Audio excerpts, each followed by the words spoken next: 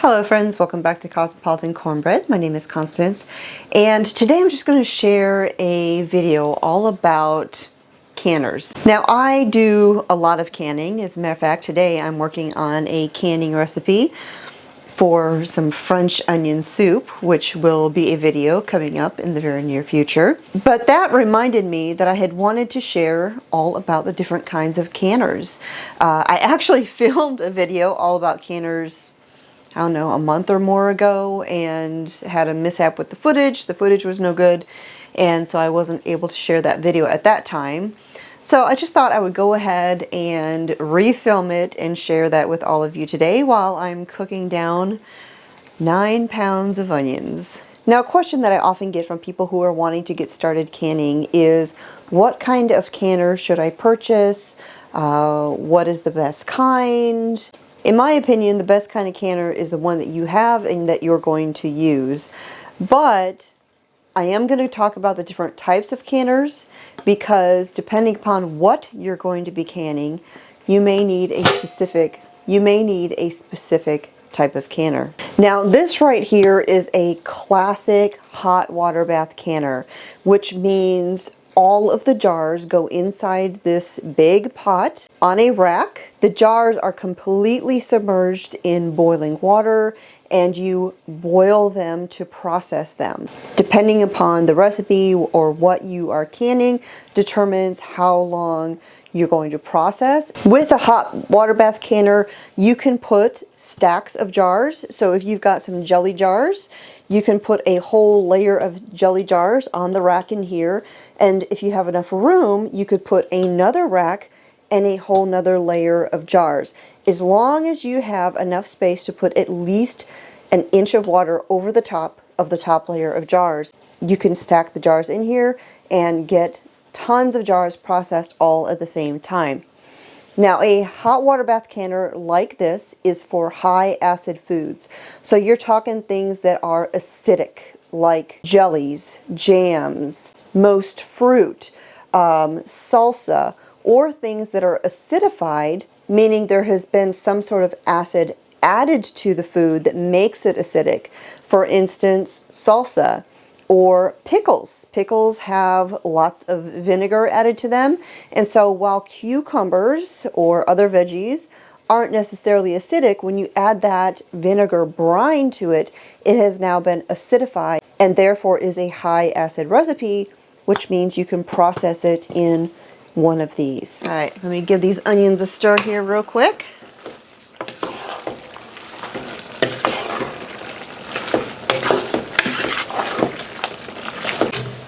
So now let's talk about this canner. This is a canner you see me using quite a bit here on my channel, and this is called a steam canner. A steam canner is a lightweight, energy efficient version of the hot water bath canner that I just showed you. The difference between this one and the big hot water bath canner is that the jars sit on this rack, and then there's only about an inch or so of water that goes into this canner, which means there's not a lot of weight. It's going to heat up very, very quickly. It's going to cool down very quickly, as opposed to the great big pot that's going to hold a lot of water, be very heavy, and take a long time to heat up and cool down. This version of the canner that I have is called a fruit saver. You can kind of see that there on the lid. And in the handle of this canner, there is a gauge that lets you know when you have reached the appropriate temperature based upon your elevation. This canner is also for high acid foods like jellies, jams, salsa, and things like that. It is not for low acid foods. This is not a substitution for a pressure canner, which is for low acid foods. The only negative aspect to using this kind of a canner, this steam canner, is you cannot double stack your jars. So you can only do small batches, which if you're doing a typical batch of jelly or jam or salsa, this is probably all you would need anyways. So as I mentioned, those two canners that I just showed you, the hot water bath canner and the steam canner, are for high acid foods. You cannot process low acid foods in those kinds of canners. There's a lot of people who will talk about processing for longer periods of time if it's a low acid food. But when it comes to processing low acid foods, it does not matter how long you process them, because the important thing to note about low acid foods is they are the environment in which botulism could grow. Botulism is an odorless, colorless, you have no way of knowing if it's in your kitchen, and it thrives in oxygen-free, low acid environments, and it takes a very high temperature to kill it. A great big boiling pot of water for a hot water bath canner or steam canner does not reach the temperature that it takes to actually kill botulism, which is why if you are going to can something that is low acid, that is why you want a pressure canner. Pressure canners, because the contents come under pressure, actually get much hotter than a regular hot water bath canner or steam canner. A pressure canner will reach the temperature that can kill botulism if it somehow happens to be in your kitchen. But again, it's colorless, it's odorless, it's tasteless. You have no idea if it is living in your environment or not. A lot of critics out there will say, well, my grandmother canned this way and nobody ever got sick. But as far as I'm concerned, that is not a risk I'm going to take. I am canning food because I want there to be safe, healthy, nourishing food in my pantry that can last and can feed my family. I don't want to have jars of food sitting in my pantry that might be a health risk or a life risk to my family. That would completely contradict the whole purpose of me canning foods. In my book, that is like playing Russian roulette with your family's health, and I don't think it's worth the risk. And I get a lot of heat for that statement from rebel canners out there, but there's just some risks that I'm not willing to take. So pressure canners, and I have actually 3 different ones. This is an all-American canner, and it is a good size one. I can double stack quart jars in this canner. I could put triple stacks of pint jars in this canner. And I have another all-American canner that's a little bit smaller. And then I have a Presto canner as well. If you are just getting started in pressure canning, a Presto canner is a great introductory pressure canner. An all-American canner like this, it costs a little bit more, but it has some benefits. And I'm gonna pull down my Presto canner and just kind of show you some of the differences between the two. All right, so this is my Presto brand canner, and this is my, again, larger all-American canner. And when it comes to pressure canners, the number one thing that people will say to me who are wanting to start canning is pressure canning safe? Because often they will hear horror stories of pressure canners exploding and, you know, causing harm and all of this. But I will say that most of those stories that you hear date back to old pressure canners, when pressure canning was new, and modern pressure canners, like both of these, have safety features built into them. So let me just quickly talk about some of the differences between these. Number one, of course, is the price. Presto canners are a little more economical, great for someone who's just getting started doing pressure canning foods. And then the All-American, of course, is much more pricey, but there's less maintenance that takes place with one of these. But both of these will last a really long time. It's just the Presto one will take a little bit of maintenance. So both of these, the lids lock on, and with the Presto canner, the lid locks on by turning, similar to an Instant Pot. If you've ever used one of those, how the lid kind of turns and locks into place. Well, this is the same way. There you can see the rack in there that holds the jars. The lid goes on, you swivel it to lock it in place. Now, the Presto canner uses a gauge that lets you know how much pressure is in your pressure canner as it's coming up to temperature. This little weight right here, this little rocker, helps regulate the pressure inside, and as the pressure builds up, As soon as there is pressure, there's a little metal piece right here that pops up and lets you know that there is pressure inside this canner. When this is up, this canner will not open. So once the pressure comes back down when you're done canning and you see this drop, you know the pressure is back down to 0, and once it does that, you can carefully open your lid. But you determine how much pressure is in this canner by using the gauge. Now, gauges like this are supposed to be tested to make sure that it's the actual pressure that it says it is. And many extension offices, county extension offices in your area will test these for free or a low fee.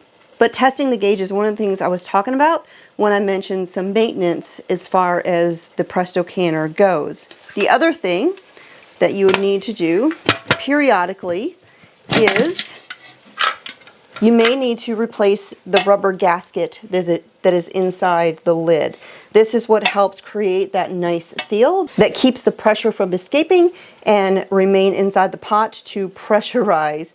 Again, just like an Instant Pot or a similar brand if you've ever used that. Now, when it comes to the safety features, of course, as you saw, the lid locks into place. It will not open if there is pressure and this little piece is up. But then right here on the back of the lid, you can see this little rubber piece.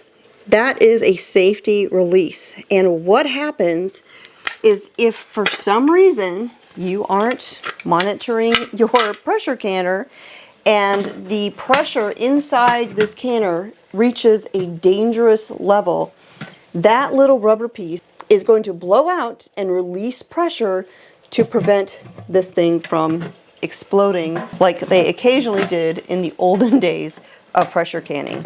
This type of pressure canner works the same way as this one does, except the lid locks into place with these little wing nuts that go all the way around the lid. The All-American canner does have a gauge on it. However, you really only just use that to get a basic idea of what your pressure is. Instead of using the gauge to determine what your pressure actually is, you use the weight. Now on this weight, you'll see some numbers. You see a 10, a 15, and a 5. Most recipes use the 10-pound weight for processing. Now when you heat up your pressure canners, you heat them up without these weights on top of the little pipe, and you let them heat up until you have a steady stream of steam coming out of them for a good 10 minutes. Then you put the weights on, and that is when the pressure begins really building up inside your canner. And so for this one, you look at the number that tells you which hole to put on that little pipe. After it has done its venting for 10 minutes with a steady stream of steam, you pop that on there and the pressure starts building. Now, while this does have that gauge, like I said, you go by the weight, and as this comes up to temperature, the steam will start releasing out of this weight. It'll do this little rattle sound, and it'll do that about 3 or 4 times per minute, and that's how you know you're at the right pressure. If it's rattling too often, it's too hot, you want to adjust your stove, bring it down a little bit. If it's not rattling 3 to 4 times a minute, then you want to bring your temperature up a little bit and maintain that pressure. Now the All-American canner, as you see, does not have a rubber gasket on here. So there is no gasket that periodically needs to be replaced. The only rubber, that little safety plug right there, that'll blow out if it reaches a dangerous level of pressure. Now, one thing that I do like to bring up to people who are wanting to start canning for the first time and maybe just want to invest in one canner, just one, I would recommend getting a pressure canner, because when you look at these canners, you'll notice that they basically look like a great big pot. And so while this is a pressure canner, I can take this lid off, fill it with water, load up my jars, and I can use this exactly like a hot water bath canner. So while this is a pressure canner designed for low acid foods like soups, green beans, carrots, potatoes, things like that, I can also use it for high acid foods as a hot water bath canner. Now, when you're using this as a hot water bath canner, you wouldn't lock the lid on. I would actually take the lid of, say, a large skillet and put it over the top, because you don't want there to be any sort of false seal happening and any kind of pressure building up for a hot water bath canner. That could cause a dangerous situation. But if you only want to invest in one canner and you're brand new, I would get a Presto canner. This is their smaller one. They do have a larger one. I actually used to have one of those, and I gifted it to a friend when I got my All-American canner. So I would start with one of these, maybe the bigger one. And again, you could use that both for pressure, for high acid and low acid foods. So I hope that answered some of your questions on canners. Maybe that shares a little bit of information. Again, if it is a high acid canner, like a steam canner or hot water bath canner, it's only for high acid foods. You cannot use these for low acid foods, but the low acid pressure canner can be used for high acid foods as well. So with that, I am going to get back to working on my French onion soup here. Oh, and one other thing I did want to mention, when it comes to the steam canner, I love using my steam canner. I probably use it more than any other canner just because it is so easy to use. I actually have an ebook that I wrote all about using steam canners. So if you aren't already signed up for my free email newsletter, be sure to sign up and you will get a welcome email with the link to download the free ebook all about the steam canner. So with that, I'm going to get back to working on my French onion soup here. If you have any questions, please leave them in the comment section down below, and I will be sure to address them. So thanks for joining me here in the Homestead Kitchen. My name is Constance from Cosmopolitan Cornbread, and I'll talk to y'all next time.